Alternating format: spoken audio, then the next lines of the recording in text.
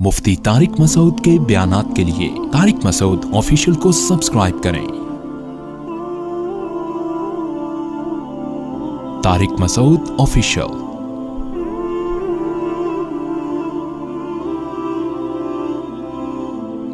नूह अलैहिस्सलाम से अल्लाह ने शुरू किया, वलक़द अरसलना नूहन इला क़ौमिही इन्नी लकुम नज़ीरुम मुबीन। इसमें पैगंबरों के अपनी कौम के साथ बड़े दिलचस्प मुकालमे हैं।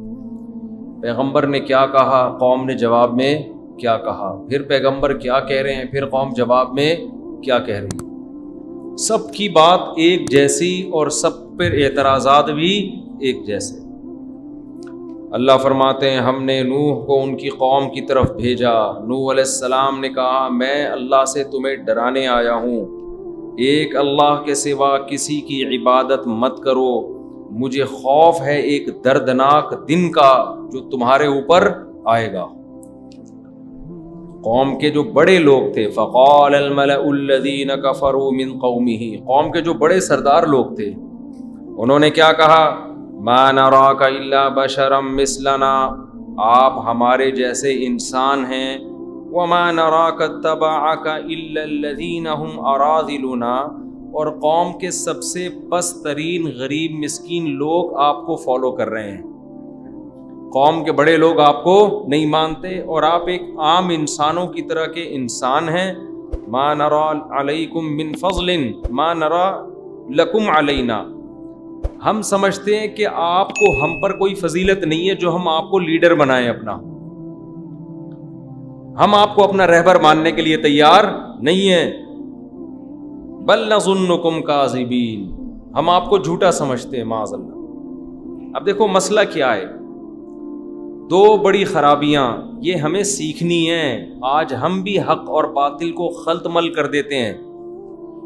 नूह अलैहिस्सलाम की कौम दो एतराज़ कर रही है। एक ये कि आप हमारी तरह के इंसान हैं, आप हमारी तरह के इंसान।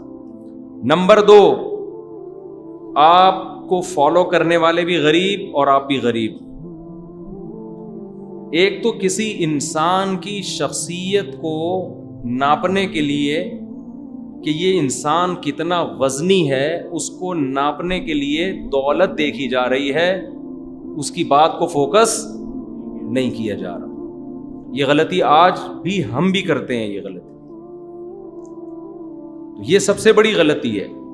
दूसरी बात ये कि उनकी दलील को नहीं देख रहे, उनके बशर होने को देख रहे हैं। बात क्या कर रहे हैं, बात वो कर रहे हैं कि इन पत्थरों की इबादत मत करो, और जवाब क्या कह रहे हैं कि आप हमारे लीडर क्यों बन रहे हो, आप हमारे लीडर क्यों बन रहे हो। तो ये जिद्दी और हट धर्म लोग होते हैं जो बात को फॉलो नहीं करते बल्कि शख्सियतों में ऐब तलाश करते हैं कि वो काम क्या कर रहा है, बात क्या कर रहा है।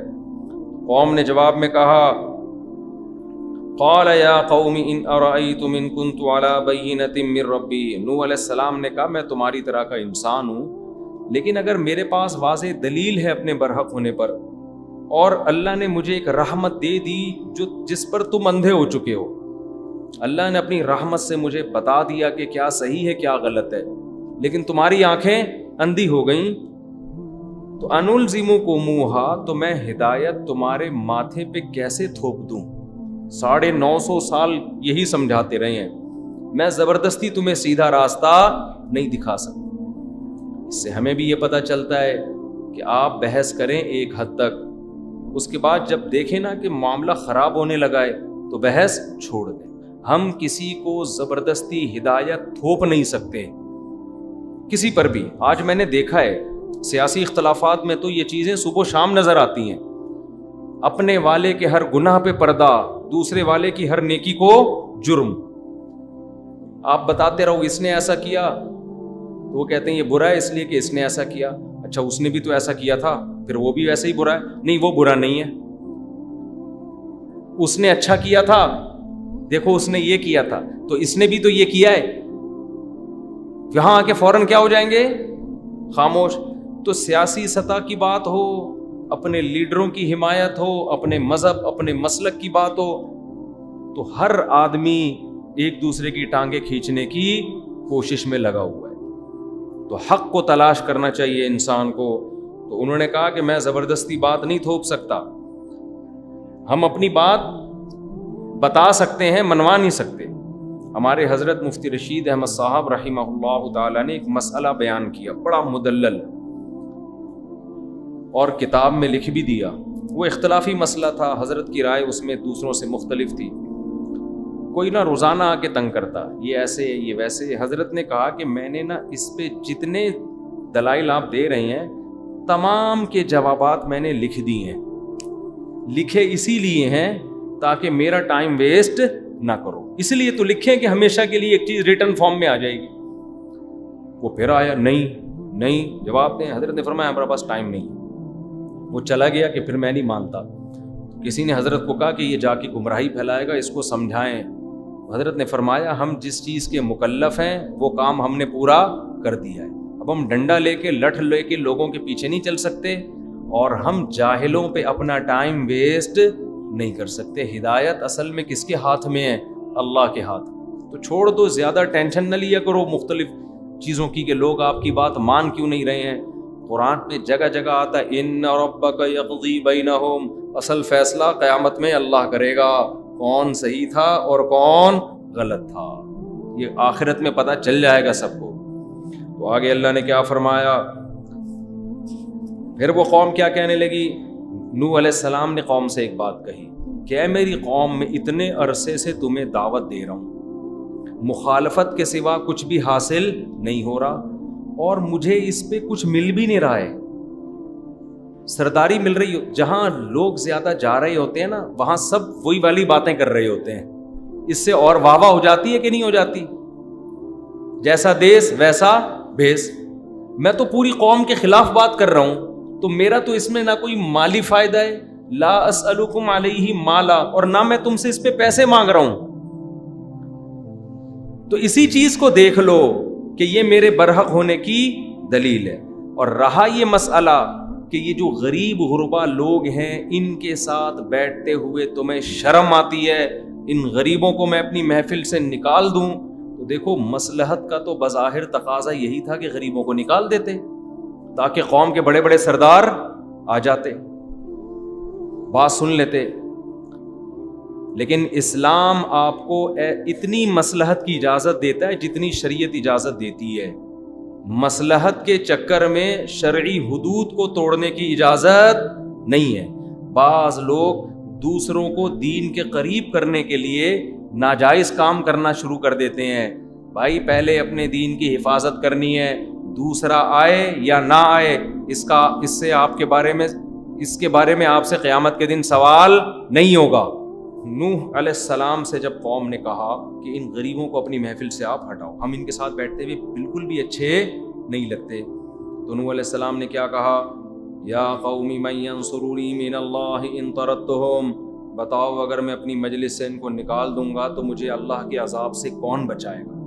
اس سے پتہ چلتا ہے اللہ کی نظر میں غریبوں کی کتنی ویلیو ہے، ہمارے اور آپ کی نظر میں نہیں ہے، سمجھتے ہو، لیکن اللہ کی نظر میں بہت ویلیو ہے.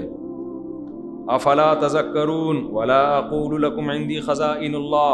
پھر وہ کہتے تھے آپ ہماری طرح کے انسان ہیں، تو نوح علیہ السلام نے یہ نہیں کہا نہیں میں تمہیں ایک ایسا شعبدہ دکھاتا ہوں، ایسا معجزہ دکھاتا ہوں جس سے تمہیں لگے گا کہ میں تمہاری طرح کا انسان نہیں ہوں، میں کچھ الگ ہی، جیسے روحانی ٹوپی ڈرامے کر رہے ہوتے ہیں نا آج کل. نہیں بھائی، ہمارے حضرت تو بہت پہنچے ہوئے ہیں. اس دن سر پہ ہاتھ رکھا، بال نکل آئے، حضرت نے بٹوے میں بتا دیا کتنے پیسے پڑے ہوئے ہیں. پیغمبروں نے کبھی اس قسم کے دعوے نہیں کیے. نوح علیہ السلام نے کہا لا اقول لکم عندی خزائن اللہ، میں نہیں کہتا میرے پاس اللہ کے خزانے ہیں، میں تو غریب مسکین ہوں. ولا عالم الغیب، نہ میں غیب کی خبریں جانتا ہوں کہ مجھ سے پوچھو کل کیا ہوگا. پیغمبر کہہ رہے ہیں ہم نہیں جانتے، اور روحانی ٹوپی ڈرامے کیا کہتے ہیں، کل یہ ہو جائے گا، کل آپ کی شادی ہو جائے گی، کل فلانا ہو جائے گا، کل آپ کا بزنس بڑھ جائے گا، کل ڈرامے باز اور پیش گوئیاں کی ہیں، پی ٹی آئی کی حکومت دوبارہ آئے گی یا نہیں آئے گی، فلان، وہ پھینکتے رہتے ہیں بیٹھ کے، ان کو کچھ بھی پتہ نہیں ہوتا. تو پیغمبر کہہ رہے ہیں لا عالم الغیب. اچھا بڑے ہوشیار ہوتے ہیں ڈرامے باز نا، عامل، یہ کیا کہتے ہیں غیب کا علم اللہ کے سوا کوئی نہیں جانتا، بس ہم تو اس علم کی وجہ سے بتا رہے ہیں جو اللہ نے ہمیں ٹوٹا پھوٹا دیا ہوا ہے. تو یہ غیب ہی کو تو بتا رہے ہو کل کیا ہوگا، اور کیا ہے، یہ ڈرامے باز ہوتے ہیں. ولا اقول لکم ولا اقول انی ملک، نہ میں غیب کا علم جانتا ہوں، اور نوح علیہ السلام نے کہا نہ میں یہ کہتا ہوں کہ میں فرشتہ ہوں، یہ بھی میں نہیں کہتا، میں تمہاری طرح کا انسان ہوں۔ اور آگے نوح علیہ السلام نے بڑی خاندانی بات کی کہ تم جو یہ کہہ رہے ہو نا کہ ان غریبوں کو اپنی محفل سے نکال دیں، یہ آپ کے ساتھ جب ہوتے ہیں تو ہم پھر آپ کے ساتھ اچھے نہیں لگتے، تو نکالنا تو دور کی بات، میں یہ بھی دعویٰ نہیں کہہ سکتا کہ تم ان سے افضل ہو، یہ بھی میں اپنی زبان سے، تم ان کو کہہ رہے ہو پست لوگ ہیں، تو میرے منہ سے تم یہ لفظ نکلوا لو کہ واقعی یہ کمتر لوگ ہیں، یہ بھی میں زبان سے نہیں کہہ سکتا۔ سمجھ میں آ رہی ہے بات کہ نہیں آ رہی ہے غریبوں؟ نہیں آ رہی سمجھ۔ وَلَا قُولُوا لِلَّذِينَ تَزْدَرِي أَعْيُنُكُمْ لَن يُؤْتِيَهُمُ اللَّهُ خَيْرًا، جو تمہاری آنکھوں میں رسوا سمجھے جاتے ہیں، کمتر سمجھے جاتے ہیں، میں کبھی نہیں کہتا کہ اللہ ان کو خیر نہیں دے گا، ہو سکتا ہے قیامت کے دن یہ تم سے آگے ہوں۔ اللہ اعلم بما فی انفسہم، ان کے دلوں میں کیا ہے وہ اللہ جانتا ہے۔ یہ اصل میں یہ بھی الزام کا جواب ہے۔ الزام یہ کہ اصل میں غریب لوگ تھے تو ان کو تو کوئی پروٹوکول دینے والا تھا نہیں، تو آپ نے عزت دے دی۔ جیسے تبلیغ میں کوئی غریب جائے تو کیسے تبلیغ والے ٹانگیں دبا رہے ہوتے ہیں نا، اس کے گھٹنے دبا رہے ہوتے ہیں، ٹانگیں دبا رہے ہوتے ہیں، وہ غریب کہتا ہے یار گھر میں تو آج تک کسی نے یہ عزت نہیں دی، تو چلو 4 مہینے کے لیے تشکیل کرا لو۔ ہوتا ہے کہ نہیں ہوتا؟ بعض دفعہ ایسا ہوتا بھی ہے، تبلیغ والے اتنی پروٹوکول دے رہے ہوتے ہیں نا ہر آدمی کو، تو ایک بچہ ہے، ایک لڑکا ہے، ایک غریب ہے، ایک رکشے والا ہے، اس کو کبھی یہ عزت معاشرے میں ملی نہیں ہوتی، تبلیغ میں نکل رہا ہوتا ہے تو میں نے دیکھا ہے بریگیڈیئر کرنل لیول کے لوگ ایک رکشے والے کو عزت دے رہے، یہ اللہ کی قسم اپنی آنکھوں سے ہم نے دیکھا ہے، دین کی خاطر۔ پچھلی دفعہ میں اجتماع میں گیا، کراچی کے کروڑ پتی تاجر، کروڑ پتی کا لفظ بھی شاید کم ہوگا، ارب پتی ہوں گے شاید، دیگ پہ بیٹھے ہوئے بریانی بانٹ رہے ہیں، صحیح ہے نا؟ کھانے والے زیادہ تر کون ہیں؟ غریب۔ کوئی بھی نہیں کہہ سکتا یہ اتنا بڑا تاجر ہے، ایسا لگتا ہے دیگ پہ کسی کو کرائے پہ لا کے بٹھایا، اور ہم تو دیگ کے ڈھکن کے مزے لے رہے تھے وہاں بیٹھ کے نا۔ دیگ کا جب ڈھکن ہٹتا ہے نا بریانی کا اور ڈڑم کر کے آواز آتی ہے، اس کا مزہ وہی جانتا ہے جس نے دیگوں کی بریانی وہاں بیٹھ کے کھائی ہو۔ خیر، تو میں سمجھا، میں نے کہا یہ پتہ نہیں کوئی بندہ پکوان سینٹر سے بلوایا ہوگا انہوں نے، وہ خود ہی پکا رہا ہے، وہ خود ہی اجتماع میں کھلا رہا ہے لوگوں کو، صرف اکرام کے لیے کہ لوگ دین پہ آ جائیں۔ تو یہ ہم نے تبلیغی جماعت میں دیکھا ہے، بریگیڈیئر کرنل لیول کے لوگ وہ رکشے ٹیکسی والوں کے پاؤں دبا رہے ہوتے ہیں، ان کو عزت دے رہے ہوتے ہیں، پروٹوکول دے رہے ہوتے ہیں کہ اللہ کے راستے میں وقت لگ۔ ان کی نظر میں کوئی فرق نہیں ہوتا کہ رکشے والے کو دین پر لے کر آئیں، ورنہ جو تکبر والا آدمی وہ کہتا ہے ان کو چھوڑو یار، ان کو کیا تبلیغ، 2-4 دین پر آ گئے تو اس سے کیا ہوگا۔ محنت کرنی ہے تو اونچے لیول پہ بھی الگ سے محنت کرنی چاہیے، اس کی شریعت میں انکار نہیں، بلکہ اس کا بھی الگ سے ثبوت ملتا ہے ہمیں، نبی نے محنت کی الگ سے بھی۔ لیکن یہ کہنا کہ غریب کو نظر انداز کر دو، نہ نہ نہ، ایک آدمی بھی آپ کی دعوت پر دین پر آ گیا، چاہے امیر ہو یا غریب، خیر لک من حمر النعم، نبی نے فرمایا سرخ اونٹوں سے بہتر۔ تو اب تبلیغ میں آپ نے دیکھا بڑا بریگیڈیئر کرنل ہے اور جناب رکشے والے کے پاؤں دبا رہا ہے، رکشے والے نے بولا یار ایسا پروٹوکول تو ہمیں زندگی میں کبھی نہیں ملا، چلو بھائی سیر روزے کے لیے نکل گیا، پھر وہاں سے چلے کے لیے، پھر 4 مہینے کے لیے۔ اب کوئی شخص یہ تانا دے سکتا ہے کہ ابے بھائی اس کو تو ویسے بھی کہیں عزت مل نہیں رہی تھی، یہاں جب اس نے دیکھا کہ اتنے اونچے لیول کے لوگ پروٹوکول دے رہے ہیں تو یہ اس چکر میں دین پہ آیا ہے، ورنہ اس پہ دین پہ آنے کا کوئی پروگرام نہیں تھا۔ یہ تانا دیا جا سکتا ہے نا، کیا ہو گیا؟ جیسے اعتکاف میں کچھ لوگ تو اللہ کے لیے بیٹھتے ہیں، کچھ گھر سے بیزار ہو کر بیوی سے بھاگ کے بیٹھے ہوئے ہوتے ہیں، اس کے علاوہ ان کو بیوی سے بھاگنے کا کبھی پورے سال میں موقع نہیں ملتا، تو بہترین آپشن ہوتا ہے اعتکاف کے نام پہ مسجد میں آ کے بیٹھ جاؤ۔ مقصد یہ ہوتا ہے کہ 10 دن سکون سے گزریں گے۔ بعض لوگ جو یہاں نہیں بیٹھے ہوئے، جو بیان نہیں سن رہے، جو اپنی زوجات سے پریشان ہوتے ہیں، تو وہ اس طرح بھی کر لیتے ہیں۔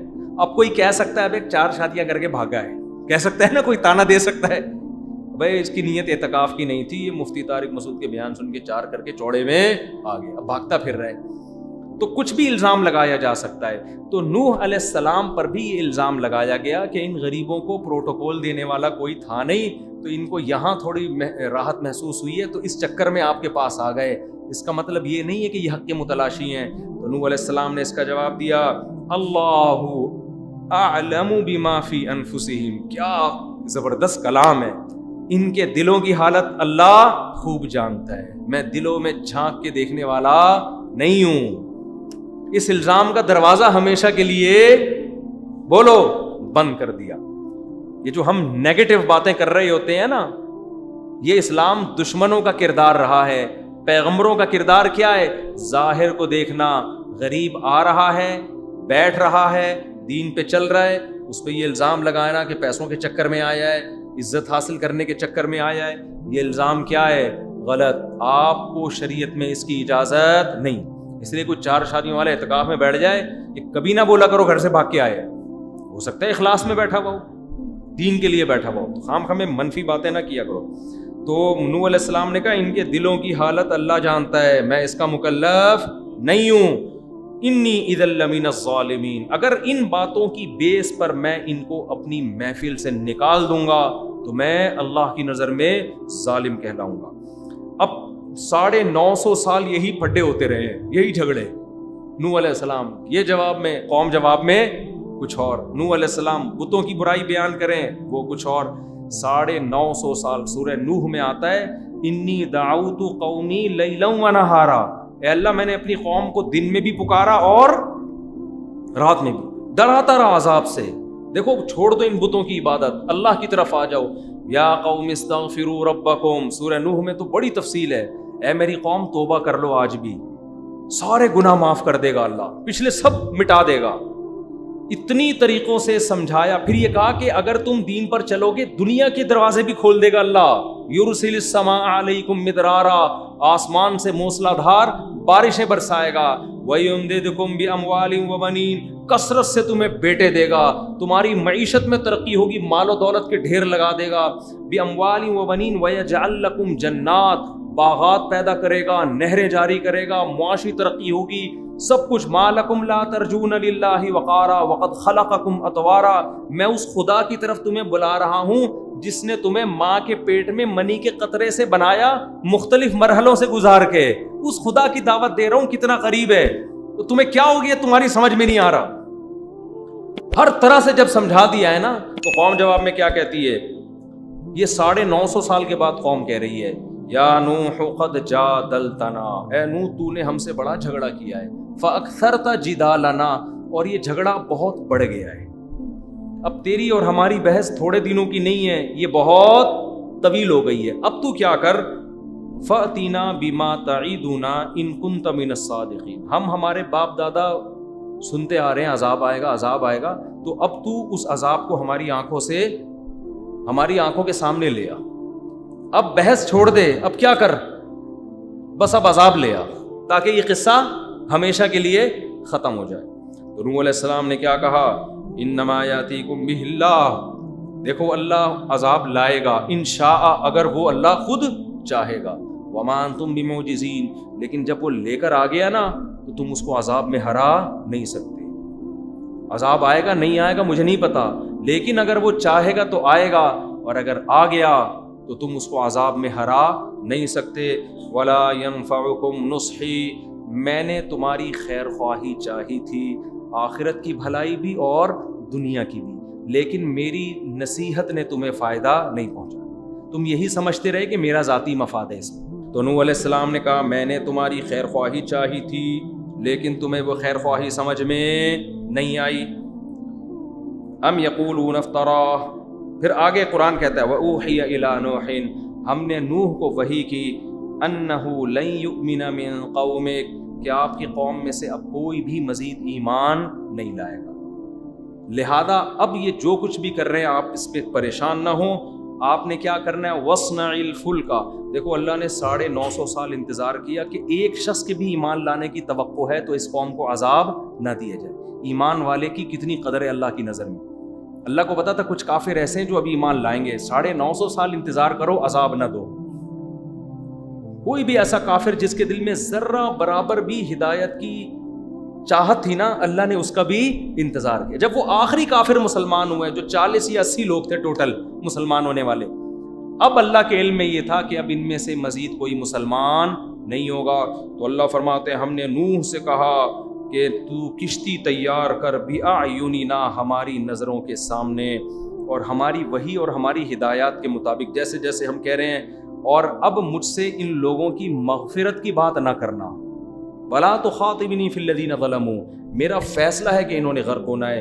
قرآن کہہ رہا ہے نوح علیہ السلام کشتی بنا رہے تھے، کُلَّمَا مَرَّ عَلَيْهِ مَلَأٌ مِّن قَوْمِهِ، جب بھی قوم کے بڑے بڑے لوگ، سردار لوگ، ہمیشہ گڑبڑ کون کر رہے ہیں؟ سردار لوگ، غریب لوگ نہیں کر رہے۔ کافروں میں بھی جو غریب ہے نا، ان کو اتنا مسئلہ نہیں ہو رہا، مسئلہ کس کو ہو رہا ہے؟ بڑے لوگوں۔ جب بھی قریب سے گزرتے سخروا منہم، مذاق اڑاتے کہ نہ دریا ہے دور دور تک، نہ کوئی سمندر ہے، اور ان لوگوں کو کیا بنانے کی پڑی ہوئی ہے؟ اتنی بڑی کشتی تیار کر رہے ہیں۔ نوح علیہ السلام نے کہا ان تسخروا منا، اڑا لو ہمارا مذاق، فإنا نسخر منکم، عن قریب ہم تمہارا مذاق اڑائیں گے۔ کہ کتنا تمہیں سمجھایا گیا مگر تمہیں بات سمجھ میں نہیں آئی۔ قرآن کہتا ہے حتی اذا جاء امرنا، جب ہمارا حکم آ پہنچا، وفارت النور، اور زمین کی رگوں سے پانی ابلنا شروع ہو گیا۔ جہاں بھی زمین میں سوراخ تھا نا، وہاں سے پانی نکلنا شروع۔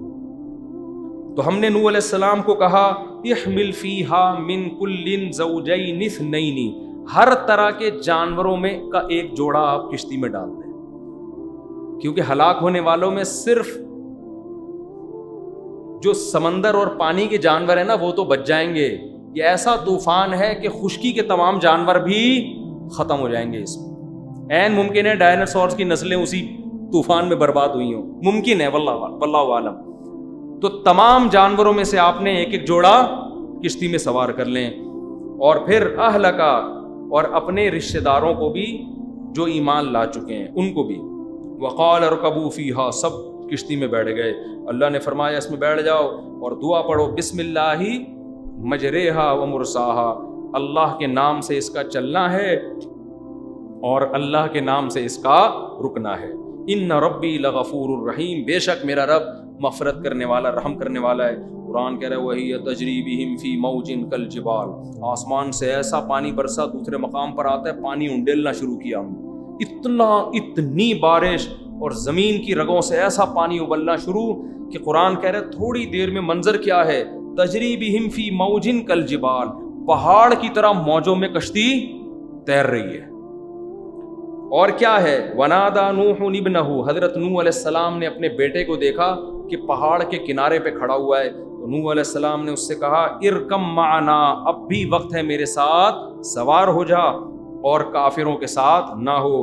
قال سآوی الی جبل، نوح علیہ السلام کا بیٹا کہتا ہے میں عن قریب ایک پہاڑ پہ چڑھ جاؤں گا، یعصمنی من الماء، جو مجھے پانی سے بچا لے۔ آج بھی ہمیں ایسے بدبخت نظر آتے ہیں، دلائل کے انبار لگا دیں، وہ تعویلات کا دروازہ ان کا بند نہیں ہوتا۔ تو وہ بھی کہہ رہا ہے بھائی ٹھیک ہے، نیچرل ہے، بارش بھی ہوتی ہے، طوفان بھی ہوتے ہیں، ہم پہلے سمجھ رہے تھے آپ مذاق کر رہے ہیں، لیکن یہ کہ یہ تو حقیقت میں ہے، تو کوئی مسئلہ نہیں، پہاڑ پر تک تھوڑی پہنچے گا پانی۔ تو نوح علیہ السلام نے کیا کہا، لا عاصم اليوم من امر اللہ، اللہ کے حکم سے آج کوئی کسی کو نہیں بچا سکتا سوائے وہ جس پر اللہ رحم کرے۔ قرآن کہہ رہا ہے ابھی نوح علیہ السلام کا اپنے بیٹے کے ساتھ یہ مکالمہ ہو رہا ہے، اسی دوران ایک بڑی لہر آئی، فکان من المغرقین، اور نوح علیہ السلام کے بیٹے کو ان کی آنکھوں کے سامنے غرق کر دیا۔ قرآن کہتا ہے وقیل یا ارض ابلعی ماءکی، ہم نے کہا اے زمین پانی کو نگل جا۔ یہ بلاغت ہے قرآن کی، جب سب ہلاک ہو گئے نا تو اللہ کہتا ہے ہم نے زمین کو حکم دیا پانی کو نگلنا شروع کر، جذب کرنے کا حکم نہیں دیا، اس لیے کہ اتنا پانی تھا جذب ہوتے ہوتے پتہ نہیں کتنے سال لگ جاتے، زمین رہنے کے قابل نہیں بچتی۔ ہم نے کہا ابلعی، نگل، اس کو گھونٹ بھر بھر کے پانی خشک کرنا شروع کر، وَيَا سَمَاءُ أَقْلِعِي، اور اے آسمان اس پانی کو اکھاڑ دے، یعنی گویا اتنا پانی آسمان سے برس رہا تھا جیسے آسمان سے کوئی چیز چپک گئی ہو۔ تو اللہ نے کہا آسمان تو پانی کو اکھاڑ دے، وَغِيضَ الْمَاءُ وَقُضِيَ الْأَمْرُ، اور پانی خشک کر دیا گیا اور جو فیصلہ تھا وہ کر دیا گیا، وَاسْتَوَتْ عَلَى الْجُودِي، اور جودی پہاڑ پر نوح علیہ السلام کی کشتی آ کے رک گئی، وَقِيلَ بُعْدًا لِلْقَوْمِ الظَّالِمِينَ، اور کہا گیا کہ لعنت ہو ان لوگوں پر جو ظالم تھے۔ پھر کیا ہوا ہے، نوح علیہ السلام نے اللہ کو پکارا ہے اللہ تیرا وعدہ تھا تو میرے اہل کو بچائے گا، میرا بیٹا بھی میرے اہل میں تھا، اللہ نے آپ کو سخت تنبیہ کی کہ اے نوح آپ کا بیٹا آپ کے اہل میں سے نہیں ہے، اس لیے کہ وہ برے عمل کرتا تھا۔ قال، پھر نوح علیہ السلام نے اللہ سے توبہ کی کہ میں نے تیرے سے یہ سوال کیا، میں اس پہ استغفار کرتا ہوں۔ قیل یا نوح اہبط بسلام، قرآن کہتے ہیں ہم نے نوح سے کہا کہ اب سلامتی کے ساتھ زمین پہ اتر جاؤ۔ پوری زمین پر کوئی اللہ کا انکار کرنے والا بولو نہیں۔ یہ جو طوفان آیا تھا نا، اس میں زمین پہ کوئی متنفس بھی زندہ نہیں بچا تھا۔ تو سارے یہ ایک دفعہ نوح علیہ السلام کے دور میں ہوا ہے کہ جتنے لوگ زمین پہ تھے سارے مسلمان نیک، اور ایک دفعہ یہ حضرت عیسیٰ ابن مریم کے آنے کے بعد ہوگا کہ پوری روئے زمین پر کوئی بھی ایسا نہیں ہوگا جو اللہ کا انکار کرنے والا ہو۔ تو یہ 2 دفعہ ہوگا، ایک نوح علیہ، لیکن اس وقت آبادی کم تھی۔ حضرت عیسیٰ علیہ السلام کے زمانے میں آبادی اپنے عروج پہ پہنچ چکی ہوگی۔ تو نوح علیہ السلام سے ہم نے کہا اہبط بسلام، سلامتی کے ساتھ اتر جا، وبرکات علیک، سلامتی اور برکتیں، اور جو لوگ آپ کے ساتھ ہیں ان پر بھی اللہ کی برکتیں۔ اور پھر اللہ نے پیش گوئی کی، خبر دے دی وَأُمَمٌ سَنُمَتِّعُهُمْ، اب تیری اولاد کو میں نوازوں گا، دنیا اور آخرت کی نعمتیں دوں گا، ثُمَّ يَمَسُّهُم مِّنَّا عَذَابٌ أَلِيمٌ، لیکن ایک وقت آئے گا کہ ان کو پھر دوبارہ دردناک عذاب ہوگا، یہ پھر اسی برائیوں کی طرف نسلیں ان کی چلی جائیں گی۔ اور وہ کون سی نسلیں تھیں؟ وہ قوم عاد، جن کا اللہ نے اگلی آیتوں میں تذکرہ کیا ہے۔